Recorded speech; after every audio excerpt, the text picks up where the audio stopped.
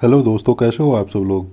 देखिए, इस वीडियो में थोड़ा सा मैं साइकोलॉजी टॉपिक के ऊपर बात करूंगा। काफ़ी अच्छा चार्ट पैटर्न यहाँ पे बना हुआ है, तो मुझे लगा कि कुछ चीज़ें मैं यहाँ पे आप लोगों को समझा सकता हूँ।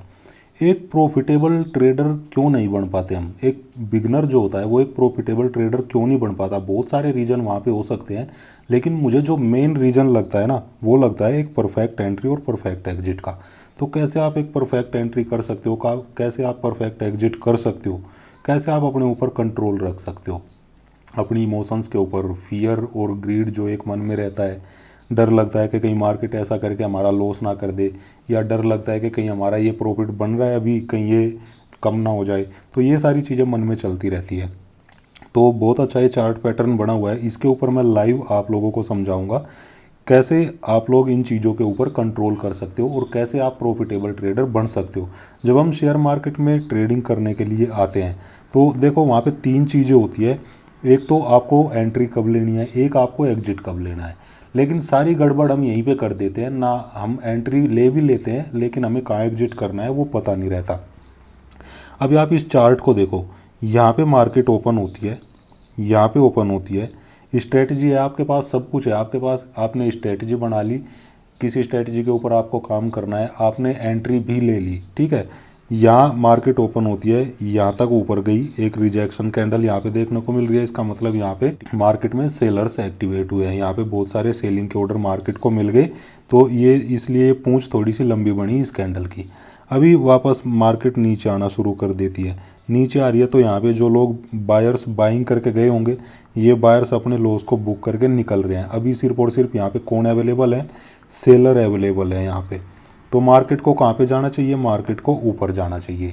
मार्केट ऊपर जाएगी, अगर नहीं जाएगी तो मार्केट आपका स्टॉप लॉस लेके जाएगी। दो ही चीज़ें यहाँ पे हो सकती है, या तो आपका टारगेट जाएगा या तो आपका स्टॉप लॉस जाएगा।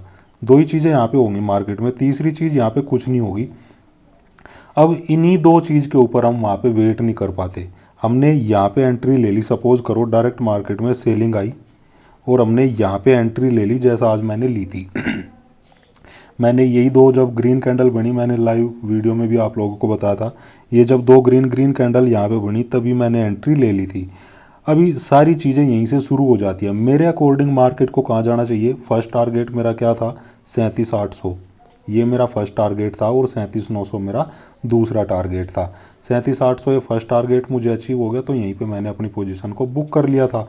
अभी मेरा स्टॉप लॉस कहाँ पे था, मेरा स्टॉप लॉस ये यहाँ पे था, ये अभी भी लेवल लगा हुआ है 37,250, ये मेरा स्टॉप लॉस था।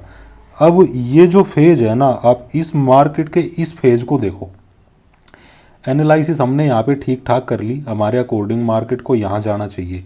अगर मार्केट हमारे अकॉर्डिंग नहीं चलती और पलटना शुरू हो जाती है तो यहाँ पे हमारा कहीं स्टॉप लॉस चला जाएगा। कोई दिक्कत वाली बात नहीं है, स्टॉप लॉस ले लेगी मार्केट। तो ये कितने पॉइंट का स्टॉप लॉस हुआ, अगर मैं यहाँ पे एंट्री ले रहा हूँ इस लेवल के ऊपर, यहाँ पे मैं एंट्री ले रहा हूँ, ये 37,400 का लेवल है और मेरा स्टॉप लॉस है 37,250 के लेवल पे, मतलब स्पॉट के चार्ट पे मेरा 150 पॉइंट का स्टॉप लॉस है। तो मेरा टारगेट भी तो एटलीस्ट 150 पॉइंट का होना चाहिए ऊपर की साइड। यहाँ अगर मैं एंट्री ले रहा हूँ 37,400 के लेवल पे, तो मेरा टारगेट कितना है, देखो यहाँ तो 400 पॉइंट का मेरा इनिशियल टारगेट था, 37,800। स्पोर्ट के चार्ट पे 400 पॉइंट का मेरा टारगेट था, और स्टॉप लॉस कितना था, सिर्फ मेरा 150 पॉइंट का, अगर मार्केट मेरे अकॉर्डिंग नहीं चलती। लेकिन अब बात आती है कि हम प्रॉफिटेबल क्यों नहीं बन पाते। अब ये जो फेज है, ये आप कैंडल काउंट कर लो, ये कम से कम 15-20 कैंडल यहाँ पे बनी हुई है। ये 15-20 मिनट हम यहाँ पे वेट नहीं कर पाते बिल्कुल भी। हमें क्या लगता, हमने यहाँ पे एंट्री ले ली, भाई मार्केट कैसे काम करेगी, ऐसे नहीं है कि ये ग्रीन कैंडल बनाते बनाते सीधे मार्केट यहाँ पहुँच जाएगी। थोड़ा सेंटिमेंट्स चेंज करेगी मार्केट, थोड़ा दूसरे लोगों को अट्रैक्ट करेगी, फिर थोड़ा मतलब धीरे धीरे धीरे धीरे लोग सोचेंगे समझेंगे सेंटिमेंट्स को मार्केट के, उसके बाद आएंगे ना फ्रेश बाइंग जो आएगी, या जो स्टॉप लॉस ऊपर की साइड बने हैं वो जब हिट होने शुरू होंगे। ऐसा तो है नहीं एक ही कैंडल में मार्केट ऊपर भाग जाएगी। तो ये जो फेज है, ये फेज बिगनर के लिए काफ़ी चुनौतियों भरा होता है, काफ़ी हार्ड होता है, ठीक है। यहाँ पे लोग वेट नहीं करना चाहते। क्यों वेट नहीं करना चाहते, अब मैं आपको बताता हूँ। जो एंट्री ले ली हमने एक बार, यहाँ पे हमने एंट्री ले ली और ये एक बड़ी सी ग्रीन कैंडल बनी, यहाँ पे हमें सपोज करो 20 पॉइंट का या 30 पॉइंट का प्रॉफिट दिखना शुरू हो जाता है। अब जैसे ही अगली रेड कैंडल बनी, ये 20-30 पॉइंट का प्रॉफिट हमारा कम होके अब -10 चला जाता है, अब 10 पॉइंट का हमें लॉस दिख रहा है। तो हमारे मन में क्या बात आने लगेगी, हम प्रॉफिट और लॉस वाली स्क्रीन को देखते रहते हैं, हमारे मन में आएगी यार 30 पॉइंट मिल रहे थे अच्छे खासे, 30 पॉइंट ले लेता तो मेरा ये आज 10 पॉइंट का लॉस नहीं मुझे दिखता। अब हम इसको भूल गए कि हमारे स्टॉप लॉस कहाँ था, हमारा टारगेट कहाँ था। अब हमारे दिमाग में सिर्फ और सिर्फ प्रॉफिट और लॉस वाली स्क्रीन देख के ये बात चल रही है, हमारा प्रॉफिट यार 30 पॉइंट चल रहा था, उसको हमें ले लेना चाहिए था, अब हमारा 10 पॉइंट का लॉस चलना शुरू हो गया। अब ऐसा ना हो कि मार्केट पलट जाए। फिर अगले ही पल क्या होता है, अगले पल एक आध और यहाँ पे ग्रीन कैंडल बनती है, फिर यहाँ पे हमें 10, 20 या 30 पॉइंट का प्रॉफिट दिखना स्टार्ट हो जाता है। हम इसको अब भूल चुके, हमारा टारगेट कहाँ है, हमारा स्टॉप लॉस कहाँ है, ठीक है, ये सारी चीज़ें हम भूल चुके। अब हम सोच रहे हैं प्रॉफिट और लॉस वाली स्क्रीन देख के कि अगेन मुझे 20-30 पॉइंट मिलना शुरू हो और मैं वहीं पे बुक करके निकल जाऊं। तो जैसे ही वो 10 पॉइंट का जो लॉस आपका चल रहा था वो अगेन 20-30 पॉइंट प्रॉफिट में दिखेगा ना ये ग्रीन कैंडल बनने के बाद, तो वहीं पे आप 20-30 पॉइंट का प्रॉफिट बुक करके एग्जिट कर लोगे। सारी आपने जो एनालिसिस की थी वो सब खत्म, आपकी जो परफेक्ट एंट्री और परफेक्ट एग्जिट था होना चाहिए था वो भी आपका खत्म। जहाँ पे आप 400-500 पॉइंट निकाल सकते थे वहाँ पे आप कितने लेके बाहर हो गए, 20-30 पॉइंट लेके बाहर हो गए। तो फिर इस एनालिसिस का मतलब क्या हुआ जो आपने की थी, और मार्केट में जो एक सेटअप आपको मिल गया था बहुत अच्छा आपकी एनालिसिस के अकॉर्डिंग, इस एनालिसिस का क्या हुआ, कुछ नहीं हुआ, ये नल एंड वॉइड होगी। फिर अब आप 20-30 पॉइंट लेके निकल चुके, अब मार्केट ऊपर चली गई, ठीक है, जहां आपको 400-500 पॉइंट का प्रॉफिट हो जाना चाहिए था वहां से 20-30 पॉइंट लेके आप तो निकल चुके। अब क्या करोगे आप, अब आप गलतियां करनी शुरू करोगे, ठीक है, यार मार्केट ने इतना बड़ा मोमेंटम दे दिया और मैं तो यहीं पे एग्जिट कर गया था इसी लेवल के ऊपर, मुझे थोड़ा वेट करना चाहिए था और अब मार्केट यहाँ चली गई। अब आपके दिमाग में दूसरी चीज़ें आनी शुरू हो जाएगी, यार लोगों ने आज बहुत प्रॉफिट कमा लिया होगा और मैं चूक गया, मैंने गलती कर दी यहाँ पे सिर्फ 20-30 पॉइंट लेके। अब वो क्या करेगा, यहाँ पे वो कॉल साइड की एंट्री ले लेगा फिर कि मार्केट तो अब ऊपर जा रही है और ये एक रेजिस्टेंस एरिया था, ये मेरा यहाँ पे पहला टारगेट था और मार्केट एग्जैक्ट वहीं से रिवर्सल लेना शुरू कर दिया, थोड़ा सा रिजेक्शन देके फिर ऊपर जाएगी मार्केट। तो यहाँ पे हम क्या करेंगे, यहाँ पे 20-30 पॉइंट का हमारे पास प्रॉफिट पड़ा हुआ है, चलो यार मैं थोड़ा सा भी ये प्रॉफिट है मेरा, इसको मैं अगर कम होगा तो कोई बात नहीं, तो यहाँ पे हम अगेन कॉल साइड की पोजीशन बना लेंगे इसको देखते हुए कि ये ब्रेकआउट मिल गया। सेकंड टारगेट तो हमारा 37,900 था।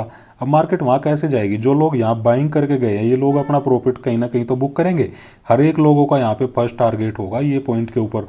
अब लोग यहाँ पे प्रॉफिट बुक करना शुरू करते हैं, अब मार्केट नीचे आना स्टार्ट हो जाती है। ये जैसे ही मार्केट नीचे आएगी, आप तो यहाँ पे कॉल साइड में बैठ गए थे, तो वो कॉल साइड में जो आप बैठे आप यहीं पे एग्जिट करोगे इस लोअर पॉइंट के ऊपर जैसे ही आपको लॉस दिखना शुरू होगा।